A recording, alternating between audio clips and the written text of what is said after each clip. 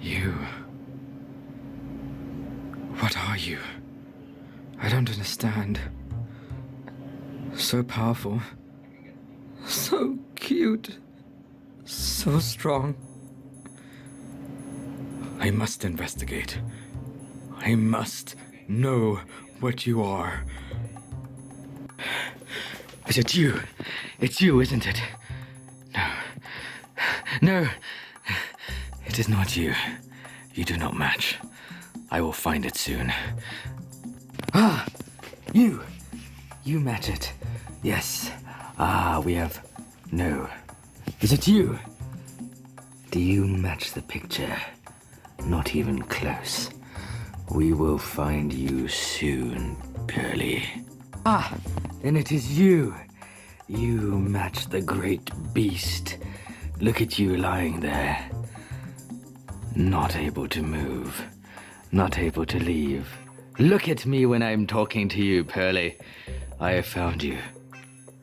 No, you're not it, are you? You don't have the stature. All of you.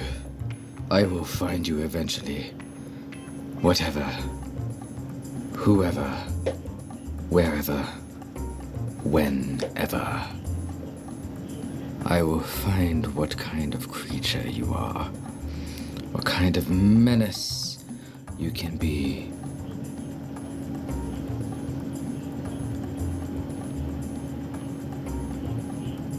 My investigation is not and will never be complete.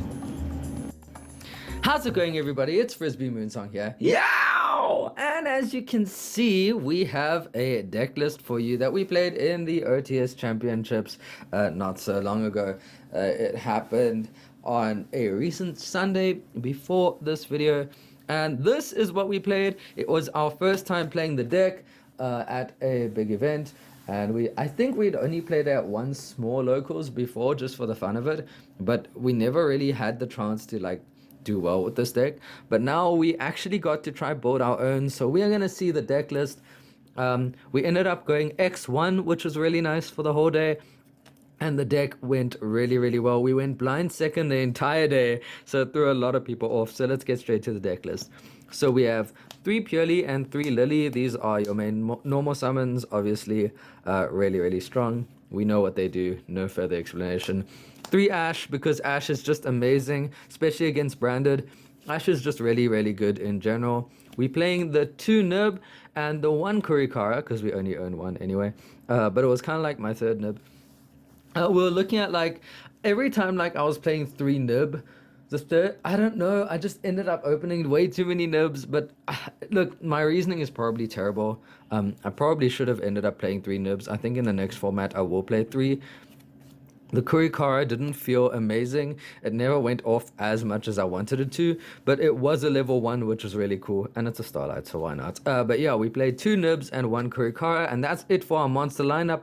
For our spells, our Purrely spells, we played 3 My Friend Purrely, and we played 3 Pretty Memory. Remember, this deck list was only made literally I think 3 days before the event. So this is what we did.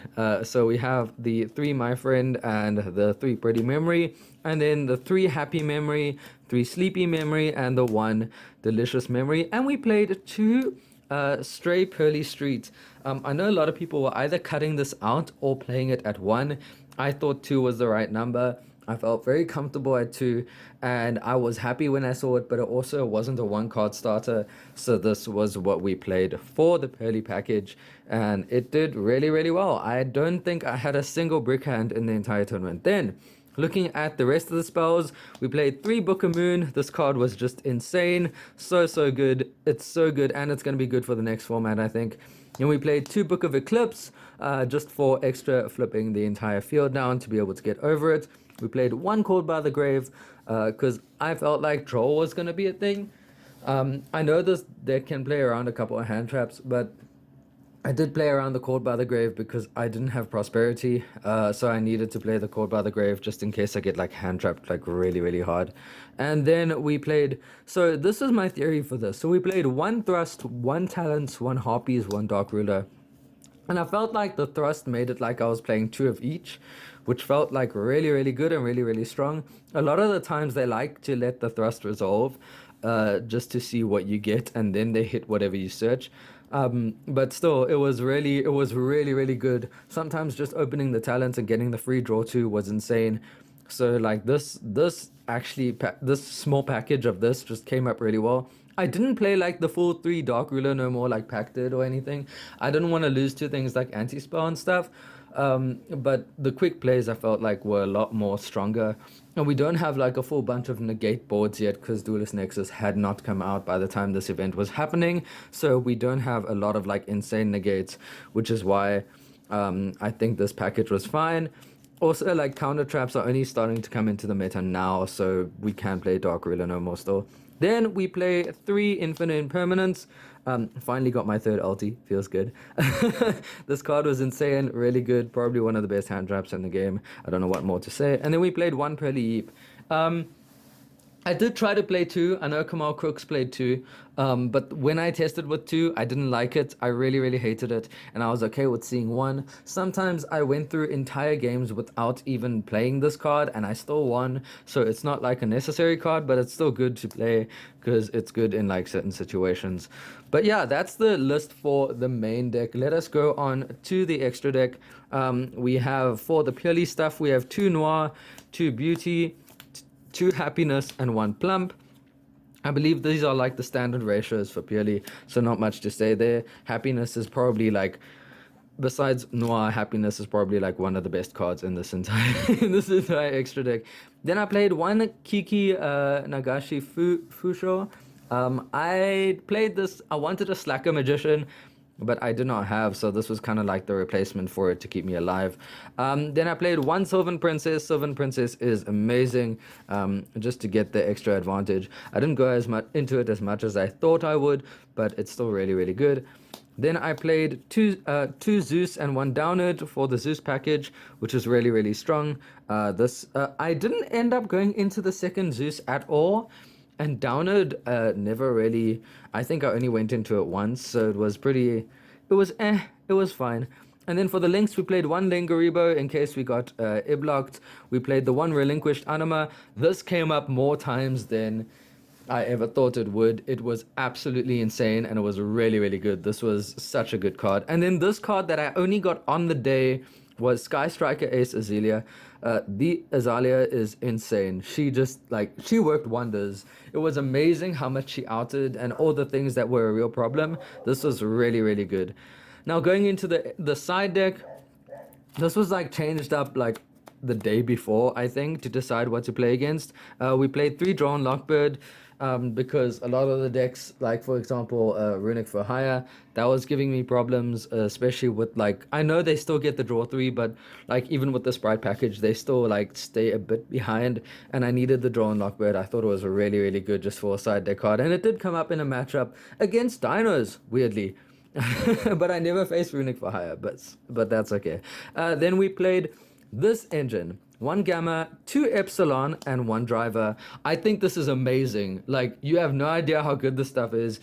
If they try Eradicator you can stop it, and they go like neg 2, and then also on top of it, you get to make Azalea with the Epsilon and the Driver, which gets you another pop. The Gamma actually came up once. It's actually really, really insane. Even if you draw Driver, it's just discard fodder. This engine was absolutely ridiculous.